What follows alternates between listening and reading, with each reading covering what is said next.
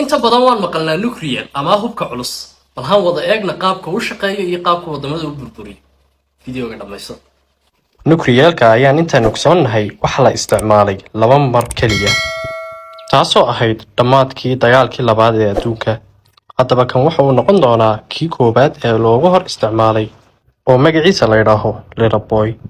hadda haan wada eegno qaabka uu samaysan yahay run ahaantii waxa gudaha kaga jira uranium 235 elementiga loo yaqaano elementiga uranium oo laga heli karo meel kaste laakiin isagu waxa uu ku fiican yahay energy ahaan ayuu waxa ugu samayn karaa qarax aad u weyn aan eegna haddaba qaabkii loo isticmaalay waxa lagu qaaday diyaarad caadiya culays ahaanna waxa uu leeyahay 4400 kg kaasoo lagaga beegsaday santarka magaalada Hiroshima haddaba marka uu dhulka u jiray 500 mitir ayuu automatic isku shiday sida tan electroniga ayaa waxa uu qarxiyay qaybta orange-ka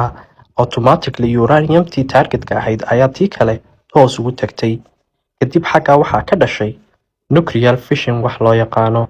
qaraxa ayaa la waxa uu lahaa 3 saameyn oo aad ugu weyn ta koobaad ayaa ahayd fireball oo ah dab aad u culus oo waxa hareeraha joogo dhan ay ku gumayaan oo gaaraysay 1.8 kilomitir oo ah santarka marka looga eego santarka ay ku dhacday bambadu sidoo kale 3.2 kilomitir oo santarka ah waxa burburay dhammaan wixii dhismo u dhawaa oo dhan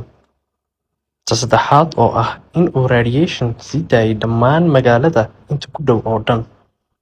radiationkaas oo u keenay dhibaato badan sida xanuunka kansarka oo kale haddaba may kula tahay inuu ruushku isticmaali doono commentiga noogu reeb aragtidaada